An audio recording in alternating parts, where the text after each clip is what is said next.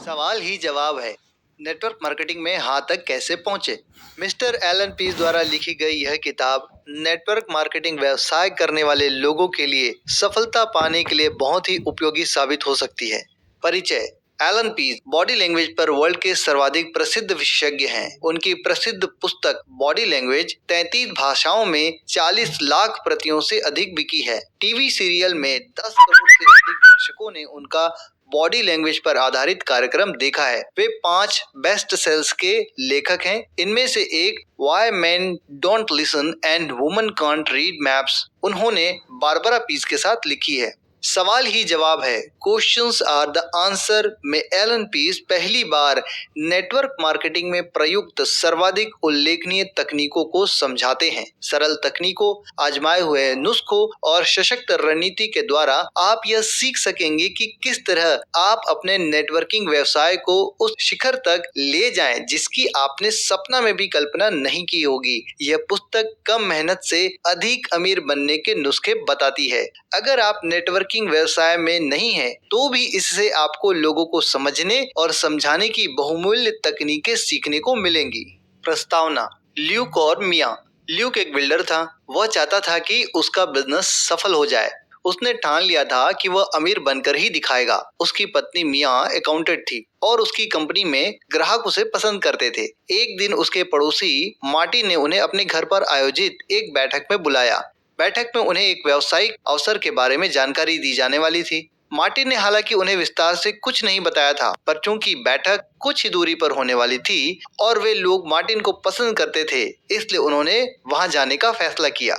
इसके अलावा उनके जाने के पीछे यह कारण भी था कि इसी बहाने कई नई पड़ोसियों से भी मुलाकात हो जाएगी। जैसे जैसे मीटिंग की कार्रवाई आगे बढ़ने लगी, ल्यूक और मिया के आश्चर्य का पारा भी बढ़ता चला गया। उन्हें अपनी आंखों और कानों पर विश्वास नहीं हो रहा था कि उन्हें एक नेटवर्क मार्केटिंग योजना के बारे में बताया जा रहा था, जिसे अपनाने से उन्हें आर्थिक स्वतंत्रता मिलना तो तय था, साथ ही वे बेहद अमीर भी बन सकते थे। वे कुछ समय तक दिन रात इसी योजना के बारे में बातें करते रहे। उन्होंने जल्द ही शुरुआत करने का फैसला किया, क्योंकि उनकी सोच यह थी, निश्चित ही जिसने भी हमारी तरह यह योजना समझी है वह हर व्यक्ति इसमें शामिल होना चाहेगा। परंतु यह उतना आसान नहीं था जितना उन्होंने सोचा था।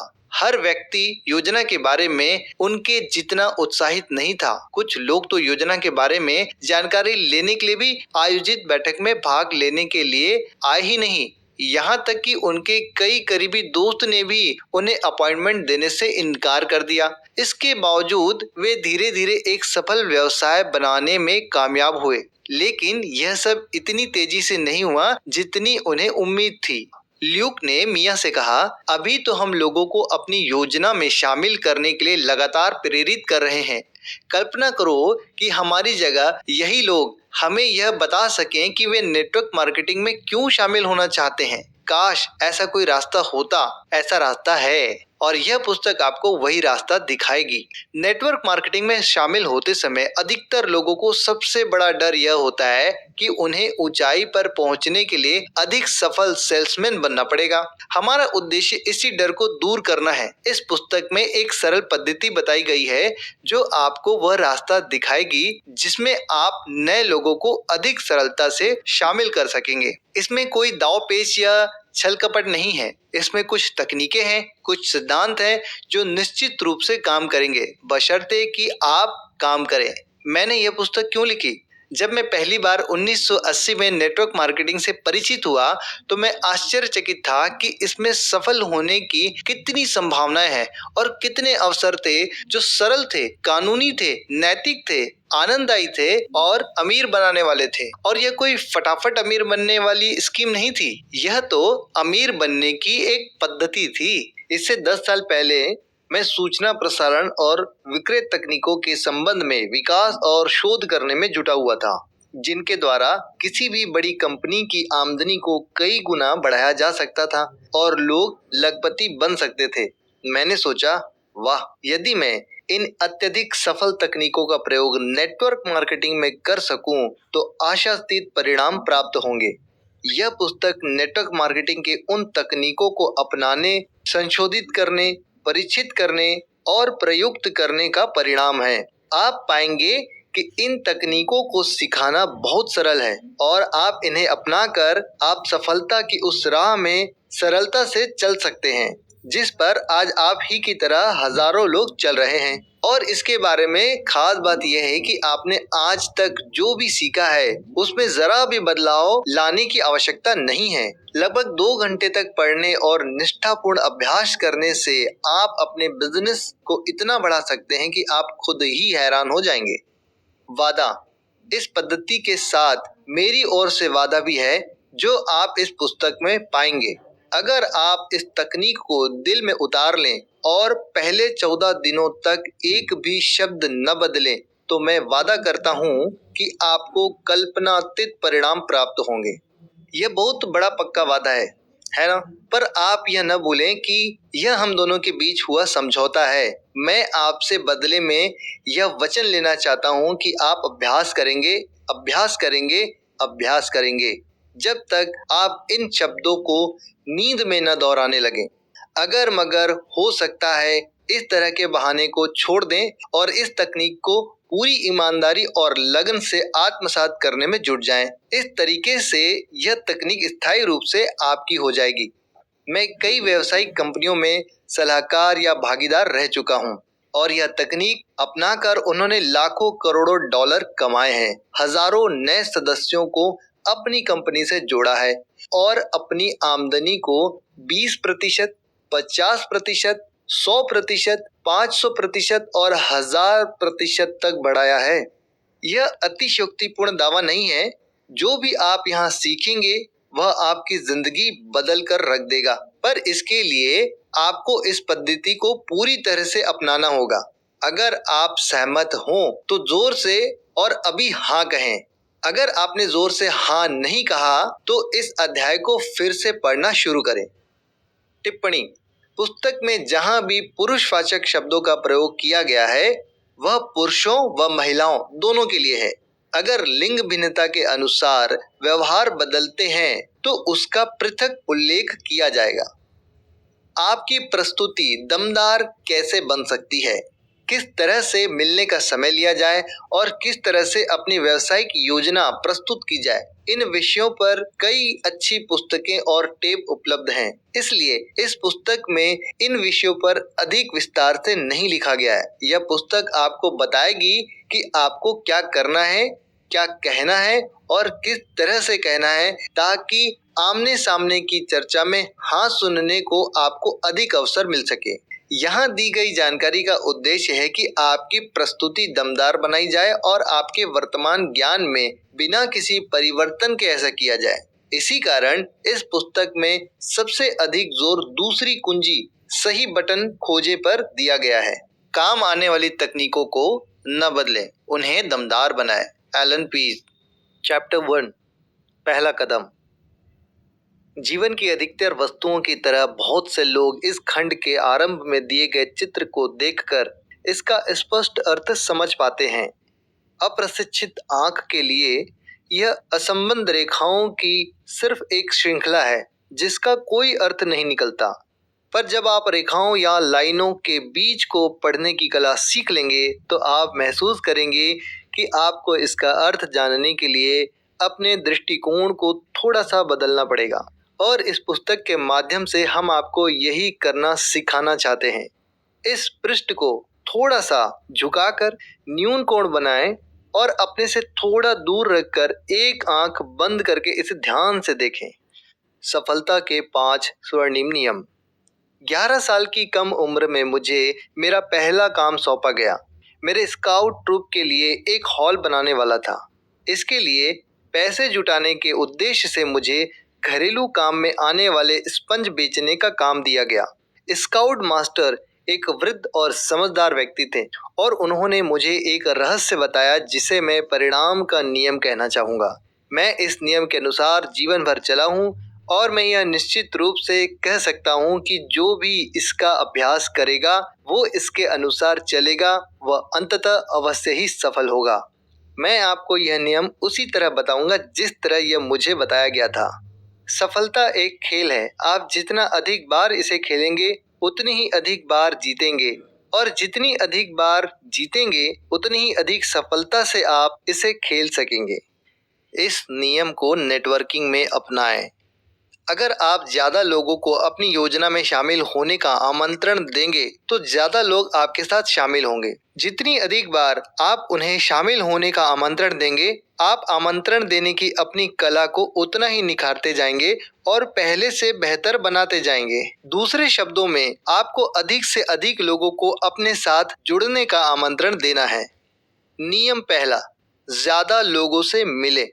यह सबसे महत्वपूर्ण नियम है। जिसके पास भी सुनने को फुर्सत हो उससे बातें करना शुरू कर दें। इस मामले में घमंडी या बहानेबाज न बने। जो अच्छे संभावित ग्राहकों को छांट कर नकारने का प्रयास करता हो। अगर संभावित ग्राहकों की सूची पर नजर दौड़ाते वक्त आप यह सोचने लगें, ये ज्यादा उम्र वाला है, ये ज्यादा युवा है, ये ज्यादा अमीर है, ये ज्यादा गरीब है, ये ज्यादा दूर रहता है, ये ज्यादा स्मार्ट है, आदि आदि, तो समझ लें कि आप असफलता के मार्ग पर जा रहे हैं। अपने बिजनेस को जमाने की शुरुआती दौर में आपको हर एक से बात करने की जरूरत है, क्योंकि आपको अभ्यास की जरूरत है। जब आप अपने व्यवसाय के बारे में हर एक से बात करते हैं तो औसत का नियम यह सुनिश्चित करता है कि आप सफल होंगे। सवाल सिर्फ यह रह जाता है कि आप कितने सफल होंगे। आपके बिजनेस में ऐसी कोई समस्या नहीं है जो आपकी गतिविधि या सक्रियता में वृद्धि से न सुलझ सके। अगर आप अपनी जिंदगी की दिशा के बारे में चिंतित हों तो बस आप अपनी प्रस्तुतियों की संख्या को दोगुना कर दें। अगर आपका व्यवसाय इतनी तेजी से नहीं बढ़ रहा है जितनी आप चाहते हैं तो आप कुछ न करें, सिर्फ अपनी सक्रियता बढ़ा दें। बढ़ी हुई सक्रियता आपकी अधिकतर चिंताओं का अचूक इलाज है। हर किसी से बात करें, यह पहला नियम है। नियम 2, ज्यादा लोगों से मिलें। लोगों को फोन करते रहें। हो सकता है कि आप शहर के सबसे बढ़िया प्रस्तुतकर्ता हों, पर अगर आप पर्याप्त संभावित ग्राहकों से नहीं मिलते हैं तो आप अपने बिजनेस में ज्यादा सफल नहीं हो सकते। हो सकता है कि आपकी वेशभूषा बढ़िया हो, आपका व्यक्तित्व सराहनीय हो, लेकिन अगर आपकी प्रस्तुतियों की संख्या ज्यादा नहीं है तो आपका प्रदर्शन सामान्य ही रहेगा। इसीलिए हर एक से मिलें, हर एक से बात करें। नियम 3, ज्यादा लोगों से मिले। नेटवर्क में मौजूद अधिकतर लोग इस बिजनेस में केवल ढर्रे पर ही चलते रहते हैं और अपनी पूरी क्षमता का दोहन नहीं कर पाते। वे सोचते हैं कि ऐसा उन संभावित ग्राहकों के कारण होता है जिन्हें वे राजी नहीं कर पाते, पर यह सच नहीं है। सच तो यह है कि ऐसा उन संभावित ग्राहकों के कारण होता है जिन्हें वे मिल नहीं पाते। आप ज्यादातर लोगों से मिलकर अपनी बात करते रहें। अगर आप इन पहले 3 नियमों के अनुसार चलेंगे तो इसमें जरा भी संदेह नहीं है कि आप आशातीत सफलता प्राप्त कर लेंगे। नियम 4, औसत के नियम का प्रयोग करें। औसत का नियम जीवन के हर क्षेत्र में सफलता दिलाता है। इसका मतलब है कि अगर आप किसी काम को बार बार एक ही ढंग से करते हैं और परिस्थितियां समान रहती हैं तो आपको मिलने वाले परिणाम भी हमेशा एक से ही होंगे। उदाहरण के तौर पर $1 की पोकर मशीन का औसत भुगतान लगभग 10:1 होता है। अगर आप 10 बार बटन दबाते हैं तो आप कुल मिलाकर 60 सेंट से लेकर $20 के बीच की रकम जीतते हैं। $20 की जीत के आपके अवसर 118:1 है। इसमें किसी दक्षता या कुशलता की जरूरत नहीं है। मशीनों को तैयार ही इस तरह से किया जाता है कि वे औसत या प्रतिशत के हिसाब से भुगतान करें। बीमा व्यवसाय में मैंने 1:56 की औसत से खोज की। इसका मतलब यह था कि अगर मैं सड़कों पर जाकर यह नकारात्मक सवाल पूछूं, क्या आप अपने जीवन का बीमा नहीं कराना चाहते, तो 56 में से एक व्यक्ति मुझे बीमा कराने के लिए तैयार हो जाएगा। इसका अर्थ यह है कि अगर मैं एक दिन में 168 बार यही सवाल करूं, तो मैं दिन में 3 बार सफल हो सकता हूं और विक्रयकर्ताओं की चोटी के 5% लोगों में जगह बना सकता हूं। अगर मैं किसी सड़क के कोने पर खड़ा होकर हर आने जाने वाले से यह कहूं, क्या आप नेटवर्किंग बिजनेस में मेरे साथ शामिल होना चाहेंगे? तो औसत का नियम निश्चित रूप से आपको परिणाम देगा, शायद 1:100। जवाब हाँ होगा। याद रखें, औसत का नियम हमेशा काम करता है। जब मैं छोटा बच्चा था और घर घर जाकर 20 सेंट में घरेलू स्पंज बेचता था, तो मेरा औसत था 10:7:4:2।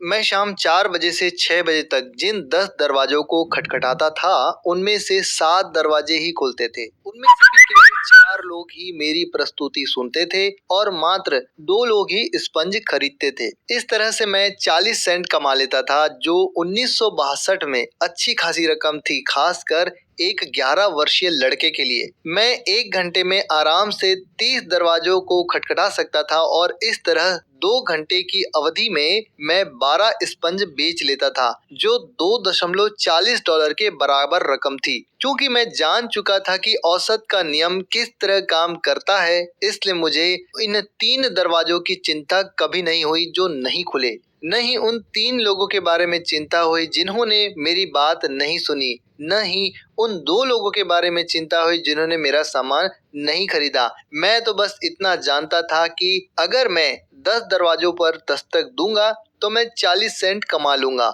इसका मतलब यह था कि हर बार जब मैं दरवाजे पर दस्तक दूंगा तो मैं 4 सेंट कमाऊंगा, इसके बाद चाहे जो भी हो। औसत का यह नियम मेरे लिए एक प्रभावशाली और प्रेरणादायक शक्ति था। 10 दरवाजों पर दस्तक दो और 40 सेंट कमाओ। सफलता सिर्फ इस बात में छुपी हुई थी कि मैं कितनी जल्दी इन दरवाजों पर दस्तक दे सकता हूँ। अपने अनुपात का रिकॉर्ड रखें।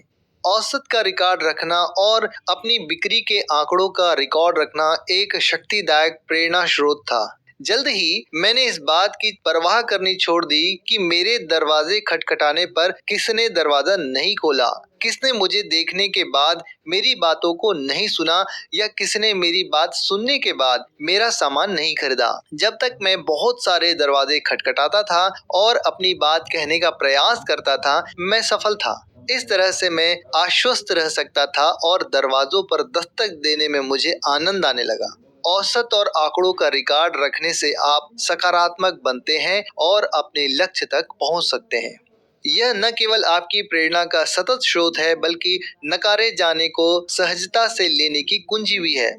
जब आप अपने औसत पर ध्यान रखते हैं तो आपको बाकी बातों की खास चिंता नहीं होती। तब आप जितनी जल्दी संभव हो अगली मुलाकात करने के लिए प्रेरित होते हैं। औसत के नियम को समझे बिना आप केवल इतना ही सोच सकेंगे कि आगे क्या होगा। अगर कोई ना कह देगा तो आप निराश हो सकते हैं। अगर कोई दरवाजा नहीं खोलेगा तो आप उदास भी हो सकते हैं। पर अगर आप औसत के नियम को समझ लेते हैं और उसे स्वीकार कर लेते हैं तो ऐसा नहीं होता। आप अपनी मुलाकातों, प्रस्तुतियों, नए सदस्यों के आंकड़ों को सामने रखते हुए औसत के अपने आंकड़े खुद विकसित कर सकते हैं। $9 की पोकर मशीन। जब मैं किशोर अवस्था में था तो मेरे पास एक सायंकालीन कार्य था। मैं बर्तन, चादर और कंबल बेचा करता था। तब मेरा अनुपात था 5:3:2:1। मैं 5 संभावित लोगों को फोन लगाता था। उसमें से 3 मुझे मिलने का समय देते थे।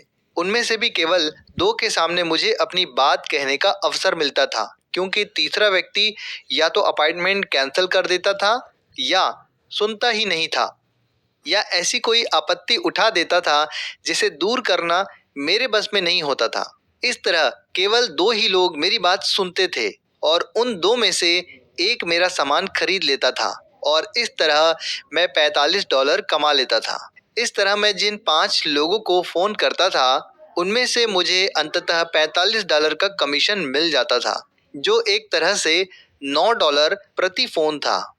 इसका मतलब यह था कि फोन पर हुई हर हाँ का अर्थ $15 था, चाहे वे मेरा सामान खरीदें या ना खरीदें, चाहे वे मुझसे मिले या ना मिले, और इस बात से भी कोई फर्क नहीं पड़ता था कि वे मुझसे क्या कहते हैं। वाह, यह कल्पना से परे था। मैंने एक बड़ी सी तख्ती बनाई जिस पर $9 लिखकर मैंने उसे अपने टेलीफोन के पास रख दिया। हर उस व्यक्ति से जो मेरे फोन का जवाब देता था मुझे $9 मिलते थे। हर उस व्यक्ति से जो मुझसे मिलने के लिए हाँ कहता था मुझे $15 मिलते थे। इसका अर्थ यह था कि मैं अपनी तकदीर खुद बना रहा था। ऐसे बहुत से सेल्समैन थे जिन्हें अगर संभावित ग्राहक ना कह देता था तो वे निराश हो जाते थे, पर मैं उनमें से नहीं था। इसलिए मैं जल्दी ही अपनी कंपनी का नंबर 1 सेल्समैन बन गया। 5:3:2:1 के मेरे औसत का आर्थिक अनुवाद: फोन कॉल $9, अपॉइंटमेंट $15, प्रस्तुति $22.50, बिक्री $45। मैंने उन लोगों की खोज कभी नहीं की जो मुझसे सामान खरीदें। मेरा प्रमुख लक्ष्य तो केवल संभावित ग्राहकों को फोन करते रहना था। यही सफलता की कुंजी है। नए वितरकों की खोज में न जाएं, बल्कि उन संभावित ग्राहकों को खोजें जो आपकी प्रस्तुति को सुनना चाहें। औसत का नियम आपके लिए बाकी का काम करेगा। बड़ी सफलता कैसे पाएं? 20 साल की उम्र में मैं सेल्समैन के रूप में बीमा कंपनी व्यवसाय में आया। 21 साल की उम्र में मैं सबसे कम उम्र का व्यक्ति था जिसने अपने पहले साल में ही $10 लाख से ज्यादा का बीमा बेचा था और जिसे $1 मिलियन राउंड टेबल में शामिल किया गया था। मेरा औसत था 10:5:4:3:1। मेरा फोन का जवाब देने वाले हर 10 संभावित व्यक्तियों में से 5 मिलने के लिए तैयार हो जाते थे। उनमें से एक मिलना कैंसिल कर देता था और मैं सिर्फ 4 से ही मिल पाता था। उन 4 में से केवल 3 लोग ही पूरी तरह से मेरी प्रस्तुति सुनते थे और उनमें से भी एक ही मेरा सामान खरीदता था और इस तरह मैं $300 कमा लेता था। मेरा पूरा ध्यान इस बात पर रहता था कि 5 लोग मुझसे मिलने के लिए हाँ कह दे। मेरा ध्यान उन संभावित ग्राहकों पर केंद्रित नहीं था जो मुलाकात के लिए आए ही नहीं या जिन्होंने मेरी प्रस्तुति सुनी ही नहीं, या उन 2 लोगों पर जिन्होंने मुझसे कुछ खरीदा ही नहीं।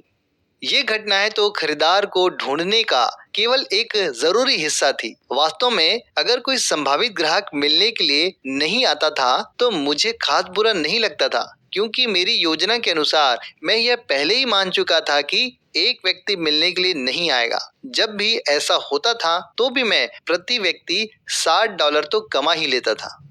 आप अंकों के व्यवसाय में हैं।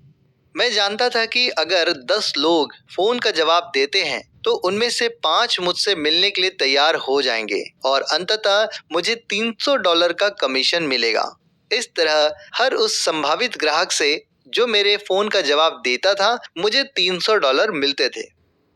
10:5:4:3:1 के मेरे औसत का आर्थिक अनुवाद: फोन कॉल $30, अपॉइंटमेंट $60, प्रस्तुति $75, पूर्ण प्रस्तुति $100, बिक्री $300। 21 साल की उम्र में मेरे पास स्वयं का घर था। नए मॉडल की मर्सिडीज बेंज कार थी और मैं बड़ी शान से रहता था। सवाल केवल इतना ही था कि मैं फोन पर किस तरह 5 लोगों से अपॉइंटमेंट के लिए हाँ करवाता हूँ। नियम 5: अपना औसत सुधारें।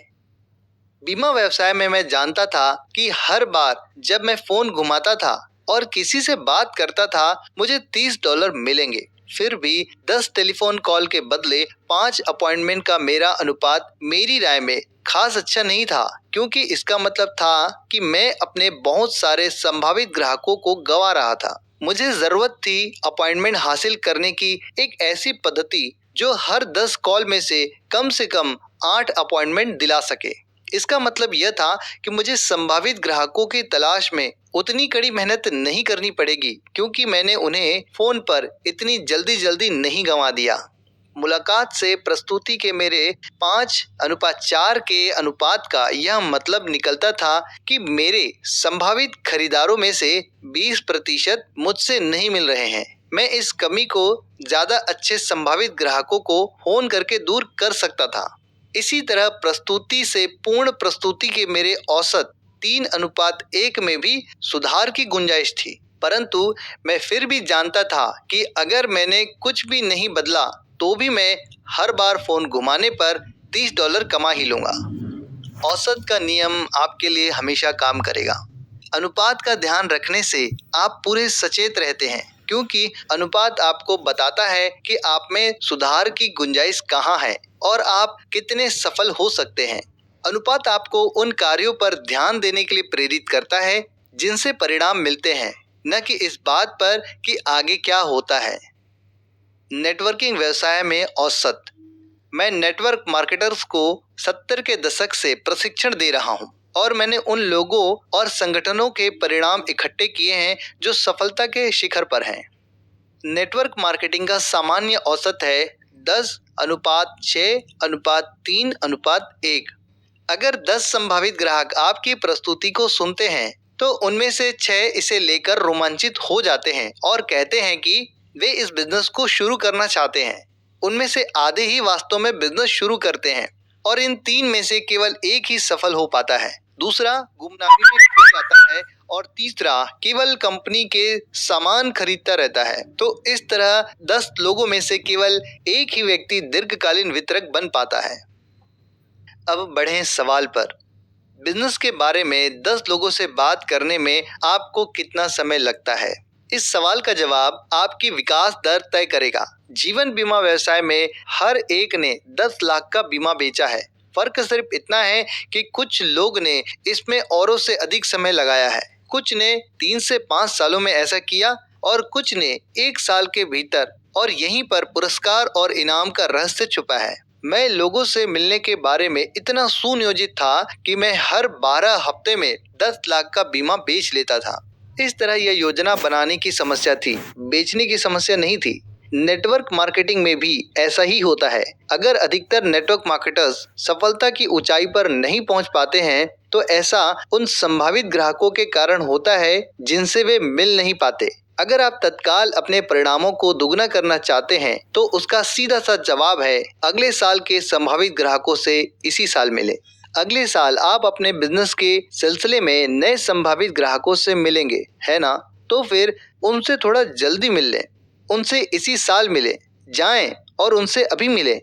आपके सामने बेचने की समस्या है ही नहीं। सफलता की कुंजी यह है कि आप ज्यादा नियोजित और प्रेरित हों ताकि आप जितने ज्यादा लोगों से मिल सकते हो मिल लें। हर व्यक्ति से जितनी जल्दी संभव हो मिल लें। नेटवर्किंग में बड़ी सफलता प्राप्त करने की सही कुंजी लोगों को तैयार करना नहीं है, बल्कि इतना अधिक सुनियोजित और अनुशासित बनना है कि आप अधिक से अधिक लोगों से मिल सकें और जल्दी से जल्दी मिल सकें।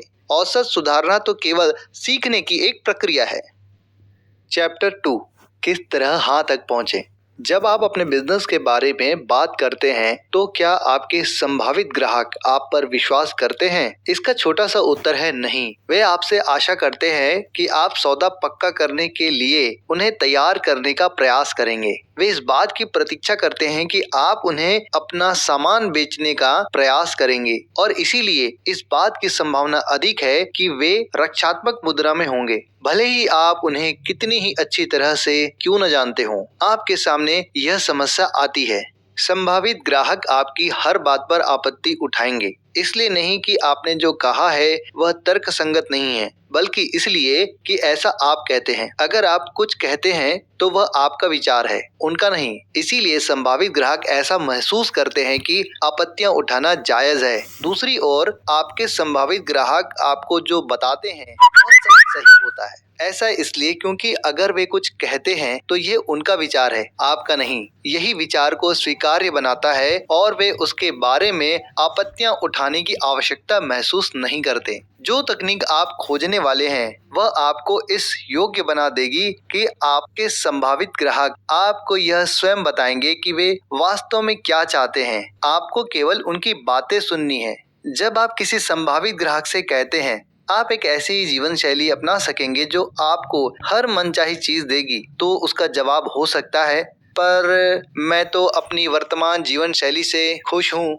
हो सकता है कि यह आपत्ति बिल्कुल भी सही न हो सकता है उसने यह आपत्ति केवल इसलिए उठाई हो क्योंकि आपने ऐसा कहा था। लेकिन अगर आपका संभावित ग्राहक ठीक यही बात आपसे कहता है तो वह सही होगा। उदाहरण के तौर पर अगर आपका संभावित ग्राहक कहता है मैं चाहता हूं कि मेरी जीवन शैली में मधुरता हो और मुझे जीवन की सारी अच्छी चीजें मिले, तो कोई आपत्ति नहीं उठाई जाएगी क्योंकि उसी ने ऐसा कहा था। यह उसका विचार था, आपका नहीं। जब आप चार कुंजियों की तकनीक का प्रयोग करते हैं तो आपके संभावित ग्राहक आपको बताएंगे कि वे क्या चाहते हैं, जबकि आप केवल उनकी बात सुनेंगे।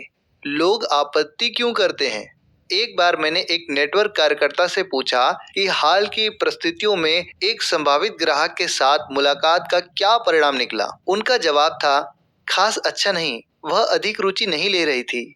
मैंने उनसे पूछा कि उसका मतलब क्या था और उसने वही बात दोहरा दी। मैं ठीक ठीक तो नहीं जानता, पर उसने जरा भी रुचि नहीं ली। संभावित ग्राहक कभी नीरस नहीं होता, केवल प्रस्तुतियां नीरस होती हैं। उसका असली मतलब यह था कि वह नेटवर्क कार्यकर्ता रुचि नहीं ले रहा था। वह स्वयं भी नीरस था और उसकी प्रस्तुति भी। जब आप रुचि लेते हैं तो आपके संभावित ग्राहक भी आपकी बातों में और आप में रुचि लेते हैं। नेटवर्क मार्केटिंग के खजाने की चार कुंजियां। पहला, बर्फ पिघलाएं। दूसरा, सही बटन खोजें। तीसरा, सही बटन दबाएं। चौथा, सौदा पक्का करें। इन चार कुंजियों की सहायता से आप बहुत ही कम समय में ठंडी शुरुआत से गर्म हाँ तक पहुंच सकते हैं। पहला, बर्फ पिघलाएं। इस शुरुआती कुंजी का उद्देश्य है संभावित ग्राहक के साथ तालमेल बनाना। यहाँ पर आप उन्हें अपने बारे में बताते हैं और उनके बारे में जानकारी लेते हैं। इस कुंजी का लक्ष्य विशुद्ध रूप से अपनी योजना को बेचना है। अगर कोई व्यक्ति आपको पसंद करता है तो इस बात की काफी संभावना है कि वह आपकी योजना को भी पसंद करेगा। अगर कोई व्यक्ति आपको पसंद नहीं करता है या उसे आप पर विश्वास नहीं है तो उसे योजना दिखाने से ज्यादा लाभ की आशा नहीं रखनी चाहिए। सवाल यह उठता है कि आप इस स्थिति में कब तक रहें, जब तक कि आप अपना विश्वास न जमा लें और अपने व्यक्तित्व को बेच न लें। जब आप विश्वास जमा लेते हैं तो सामने वाला आपकी बातों को अच्छी तरह से सुनेगा। यही तो आप चाहते हैं। कुछ संभावित ग्राहकों के साथ इस स्थिति में आपको केवल 3 से 4 मिनट का समय लगेगा, जबकि कई लोगों के साथ इसमें आपको 30 से 40 मिनट तक लग सकते हैं। दूसरा, सही बटन खोजें। इस स्थिति में क्या होगा यह आपको पूरी तरह से तय करना होगा। हो सकता है आपके संभावित ग्राहक भावनात्मक रूप से खिन्न हो सकता है वे रोमांचित या दुखी या चिंतित हो जाएं, या उससे भी बढ़कर नाराज भी हो जाएं। परंतु यह ध्यान रखें कि उनका गुस्सा आप पर नहीं होगा, बल्कि अपने आप पर होगा। प्रस्तुति के इस भाग में आत्मसंतुष्टि के लिए जरा भी जगह नहीं है। जब लोग अपने लक्ष्य या महत्वाकांक्षा के बारे में आत्मसंतुष्ट हो जाते हैं तो वे इस कार्य को करने की शैली के बारे में भी आत्मसंतुष्ट हो जाते हैं। आपके नेटवर्क में आपको ऐसे आत्मसंतुष्ट व्यक्तियों की आवश्यकता नहीं है। जो लोग प्रबल भावनात्मक कारणों से शामिल होना चाहते हैं वे अच्छा काम करने के लिए उतने ही अधिक प्रेरित हो सकते हैं। इस स्थिति में आप यह जान सकेंगे कि किस तरह व्यक्ति का प्राथमिक प्रेरणा घटक, प्राइमरी मोटिवेटिंग फैक्टर या PMF खोजा जाए। PMF ही वह कारण है जिसके कारण वे आपके बिजनेस में शामिल होना चाहेंगे। हर व्यक्ति दो में से किसी एक कारण से प्रेरित होता है, लाभ प्राप्त करने के लिए या कष्ट से बचने के लिए। इस कुंजी के द्वारा आप यह जान सकेंगे कि आपके प्राथमिक प्रेरणा घटक को किस तरह सामने लाया जाए और यह जानने के बाद किस तरह से उन्हें अपनी योजना में शामिल होने के लिए प्रेरित किया जाए। यहाँ पर संभावित ग्राहक आपको बताते हैं कि वे क्या लाभ प्राप्त करना चाहते हैं और किन कष्टों से बचना चाहते हैं। चारों कुंजियों में से यह सबसे ज्यादा महत्वपूर्ण कुंजी है, क्योंकि यहाँ पर आपको संभावित ग्राहक अपनी आशाएं, सपने और डर को शब्दों में प्रकट करते हैं। लोग क्यों खरीदते हैं? हमारे शोध के अनुसार नेटवर्क मार्केटिंग संगठन में शामिल होने वाले अधिकतर लोगों के प्राथमिक प्रेरणा घटक निम्नलिखित हैं। पहला, अतिरिक्त आमदनी। दूसरा, आर्थिक स्वतंत्रता। तीसरा, स्वयं का बिजनेस। चौथा, ज्यादा खाली समय। पांचवा, व्यक्तिगत विकास। छठवां, दूसरों की सहायता करना। सातवां, नए लोगों से मेल जोल। आठवां, रिटायरमेंट। नौवां, जायदाद छोड़ना।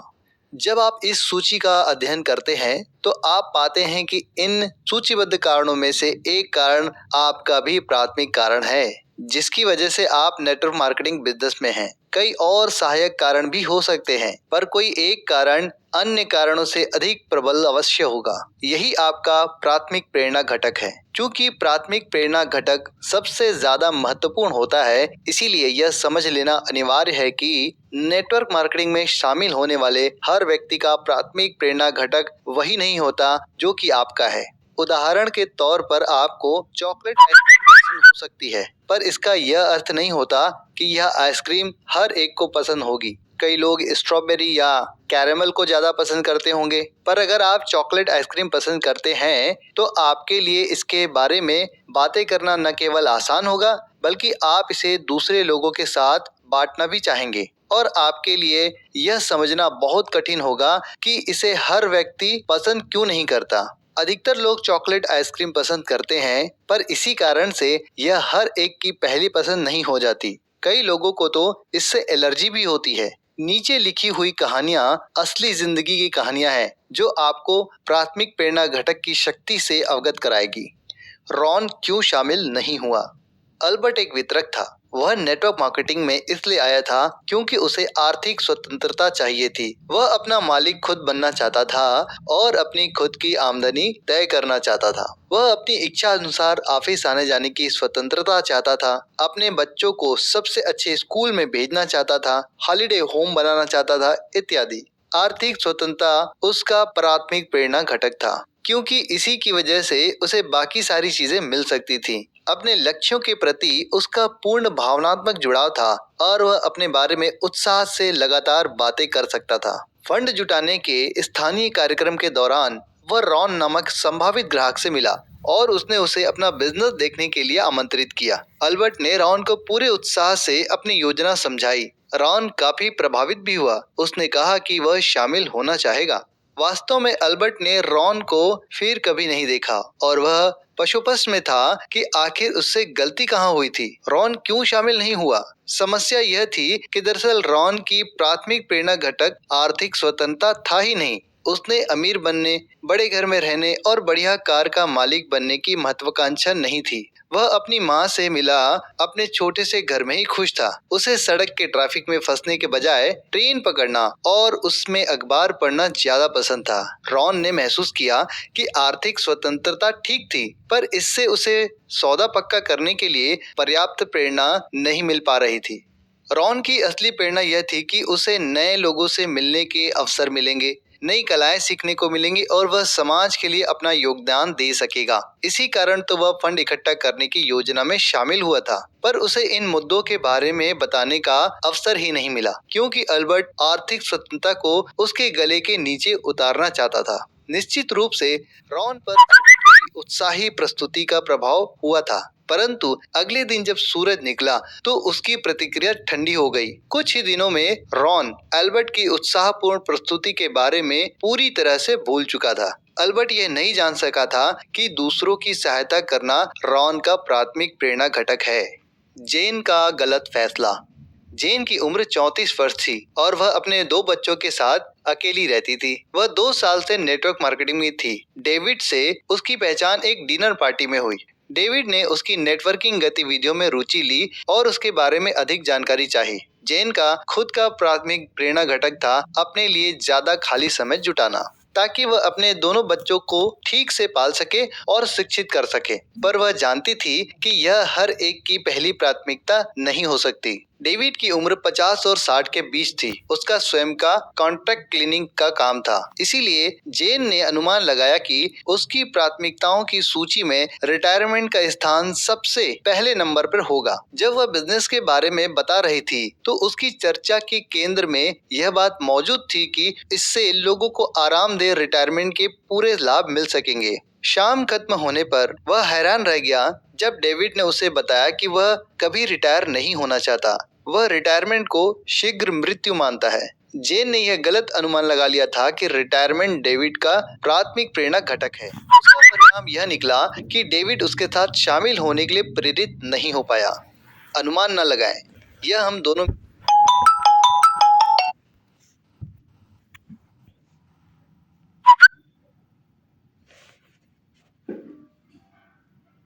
हैं। क्या आप बताएंगे कि आपका सवाल क्या है?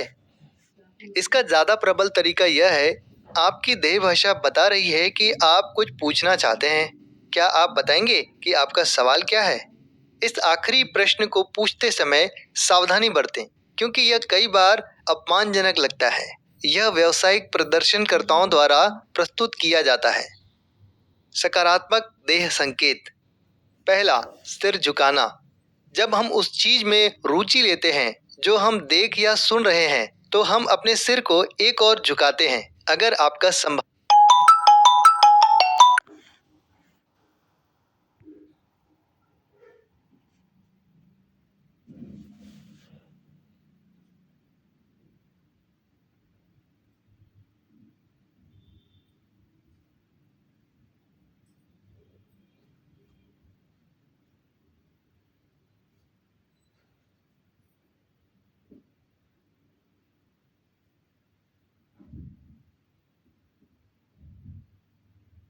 हाथ के सहारे टिकने लगते, तो इसका यह मतलब है कि श्रोता की रुचि घट रही है। तीसरा, चश्मे की नोक चूसना। कोई व्यक्ति पेन, पेंसिल या अपने होठ भी चूस सकता है। यह मूल्यांकन का एक तरीका है और तब देखा जाता है जब व्यक्ति किसी निर्णय पर पहुंचने का प्रयास करता है, परंतु यह निर्णय लेने से रोकने का भी लक्षण हो सकता है, क्योंकि उसके मुंह में कोई चीज होने के कारण वह जवाब देने की आवश्यकता महसूस नहीं करता। चौथा, सामने झुकना। हम उन लोगों या वस्तुओं के नजदीक आते हैं जो हमें रोचक या आकर्षक लगते हैं। इसे शुरुआत करने वाले व्यक्ति की स्थिति न समझ लें, क्योंकि दोनों ही एक जैसे दिखते हैं, परंतु उसके दोनों हाथ घुटने पर रहते हैं और ऐसा लगता है जैसे आदमी दौड़ लगाने वाला हो, शायद दरवाजे की ओर। पांचवा, मीनार। यह संकेत एकाकी संकेत की तरह पढ़ा जा सकता है और इससे एक ठंडे किंतु विश्वासपूर्ण रवैया का पता चलता है। सवाल यह है कि वह विश्वास किसके प्रति है? क्या विश्वास आपके साथ चलने के बारे में है या विषय पर अपने स्वयं के ज्ञान पर विश्वास है? क्या यह उन्होंने पहले कहीं सुन रखा है? जिस पृष्ठभूमि में इसका प्रयोग किया जाता है, उसी से इसका सही जवाब मिलता है। छठवां, बाहर झांकते अंगूठे। कोट की जेब, पैंट की जेब, गिरेबान के मोड़ में से अंगूठे बाहर निकल सकते हैं। बाहर निकले अंगूठे से श्रेष्ठतापूर्ण रुख का संकेत मिलता है। विश्वासपूर्ण और ठंडा, जो मीनार की तरह का संकेत होता है। अपने श्रोताओं के सामने इस संकेत का प्रयोग करना समझदारी नहीं होगी, क्योंकि इसे घमंडी या अक्खड़ व्यवहार माना जा सकता है। सातवां, दोनों हाथ सिर के पीछे। ऐसा आमतौर पर पुरुष करते हैं, जिससे यह संप्रेषित होता है, मैं इसके बारे में सब कुछ जानता हूँ, मुझे सब मालूम है। आप इस व्यक्ति से इस तरह का सवाल पूछ सकते हैं, मुझे लगता है कि आप इस बारे में कुछ जानते हैं, क्या आप मुझे अपना अनुभव बताना चाहेंगे? इसका परिणाम या तो सहयोग या फिर वाद विवाद होगा, जो इस बात पर निर्भर करता है कि संकेत किस पृष्ठभूमि में दिया गया है। नकारात्मक देह संकेत। पहला, आलोचनात्मक मूल्यांकन।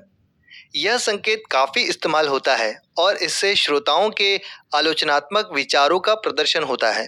तर्जनी उंगली गाल के ऊपर टिकी रहती है, अंगूठा ठुड्डी को सहारा देता है और मध्यमा उंगली या तो मुंह पर या मुंह के आसपास होती है।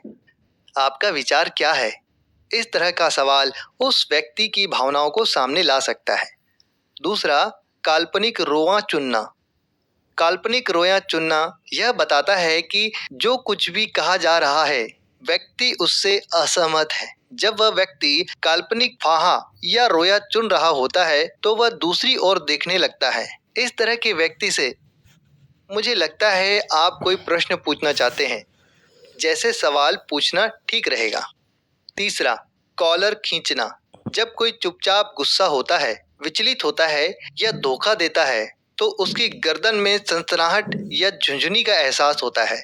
इस परिस्थिति में उस व्यक्ति की इच्छा होती है कि वह गर्दन से कॉलर को खींचकर अलग कर ले। इस तरह के व्यक्ति से यह सवाल पूछना ठीक रहेगा।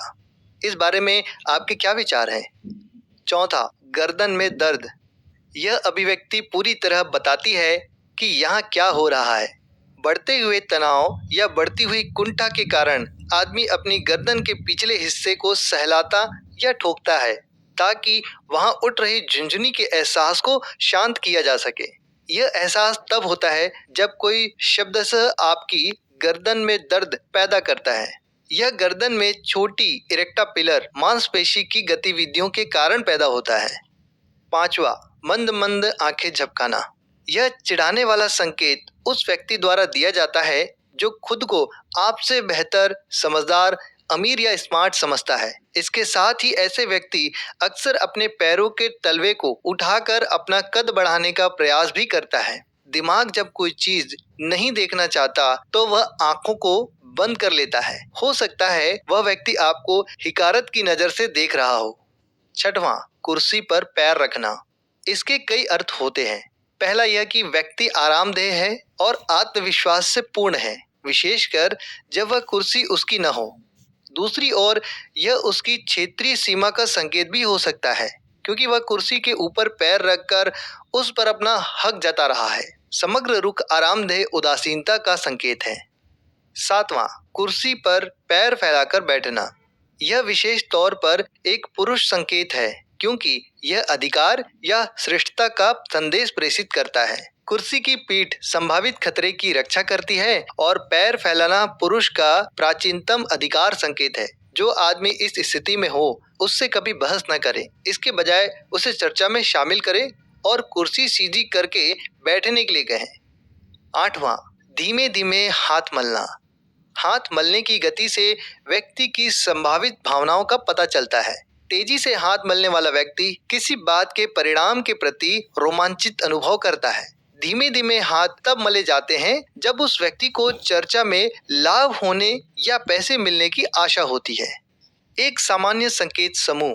इस दृश्य में दाईं ओर बैठी महिला ने आलोचनात्मक मुद्रा अपना रखी है और बाईं ओर बैठा आदमी खुली हथेलियों का प्रयोग करके और आगे की ओर झुककर उससे बातें करने का प्रयास कर रहा है। केंद्र में बैठा व्यक्ति मीनार संकेत का प्रयोग कर रहा है और अपने आक्रामक पैर की स्थिति से विश्वासपूर्ण और आश्वस्त रुख प्रदर्शन कर रहा है। आखिरी शब्द। देह भाषा को समझना किसी पहेली की तरह लगता है। हम में से अधिकतर के पास यह भाषा टुकड़ों टुकड़ों में आती है, पर हम उन्हें पूरी तस्वीर में नहीं जमा पाते। देह भाषा का पहला नियम हमेशा याद रखें। अकेले संकेत की कभी व्याख्या न करें, हमेशा समूहों का ध्यान रखें। इस बात को सुनिश्चित कर लें कि सभी संकेतों की पृष्ठभूमि और सांस्कृतिक विभिन्नताओं का ध्यान रखा गया हो। देह भाषा पढ़ने की योग्यता का मतलब है कि हम प्रतिदिन की स्थितियों में साफ नजर आने वाली चीजों को पढ़ सकें। अब अगले चित्र को देखें, आपको क्या नजर आता है? समापन। आपने कितनी बार किसी को उच्च स्तरीय नेटवर्कर के बारे में यह कहते सुना है, उसमें कुदरती प्रतिभा है या वह जन्मजात सेल्समैन है? आपने किसी डॉक्टर या इंजीनियर के बारे में कुदरती प्रतिभा वाले इंजीनियर या जन्मजात फार्मासिस्ट या जन्मजात डॉक्टर वाक्यांश नहीं सुना होगा। हम जानते हैं कि ये व्यवसाय वैज्ञानिक व्यवसाय है। विज्ञान एक दक्षता या तकनीक है जिसे क्रमबद्ध अध्ययन के द्वारा प्राप्त किया जाता है और जो निष्कर्ष, प्रयोग और मानक पर आधारित होती है। उच्च स्तरीय नेटवर्क कार्यकर्ता कुदरती प्रतिभा वाला या जन्मजात नहीं होता। उच्च स्तरीय नेटवर्किंग एक विज्ञान है, एक सीखने की कला है जो दूसरे विज्ञान की ही तरह है। यह पुस्तक आपको कई सशक्त तकनीकें प्रदान करती है और यह सिखाती है कि आप इसका किस तरह प्रयोग कर सकते हैं, किस तरह अपनी प्रगति को माप सकते हैं या उसमें सुधार कर सकते हैं और लोगों से बात करते समय किस तरह से ध्यान दे सकते हैं। नेटवर्किंग का विज्ञान यह सीखने वाली कला है जिसमें दूसरे विज्ञानों की तरह ही पूर्ण निष्ठा, लगातार मेहनत और सतत अभ्यास की आवश्यकता होती है। सफलता की यात्रा में नेटवर्क कार्यकर्ता के सामने उत्पन्न होने वाली सबसे बड़ी चुनौतियों में से एक है नकारात्मक प्रतिक्रिया के प्रति अति संवेदनशीलता। जब आप इस पुस्तक में दी गई तकनीकों का प्रयोग करते हैं तो आपकी समझ में आएगा कि हर हाँ आपके लक्ष्यों को प्राप्त करने की दिशा में एक सकारात्मक कदम है। आपके औसत को बनाए रखने में आपके सामने यह बार बार सिद्ध होता रहेगा। यह पुस्तक कैसे करें के रहस्य बताती है, जो कईयों के लिए सबसे बड़ी बाधा है। अब बाकी आप पर है। नेटवर्क मार्केटिंग बिजनेस बिना शोर शराबे या विज्ञापन के लगभग रातों रात विकसित हुआ है और अंततः यह सबसे बड़ा बिजनेस सिस्टम बन सकता है। इसकी सफलता वितरण तंत्र पर निर्भर करती है, जो पूरी तरह अपने सदस्यों के उत्साह के बलबूते पर ही चलता है। यह मनुष्य के दिमाग द्वारा सोचे गए सर्वाधिक महत्वपूर्ण और व्यापक अवसरों में से एक है। इस पुस्तक में आपको ऐसी कई कुंजी मिलती है जिसमें आप इस तंत्र के खजाने के तालों को खोल सकते हैं और आप सफलता की ओर तेज गति से आगे बढ़ सकते हैं। इस पुस्तक में बताई गई हर बात आजमाई हुई है, इसका परीक्षण किया गया है और इसके तत्काल परिणाम मिलते हैं। हर चीज काम करेगी बशर्ते कि आप काम करें। सफलता की चोटी पर पहुंचने के लिए अब किसी बहाने की गुंजाइश नहीं है, इसलिए अपने लक्ष्य बनाएं और उनकी ओर बढ़ें। Allan piece.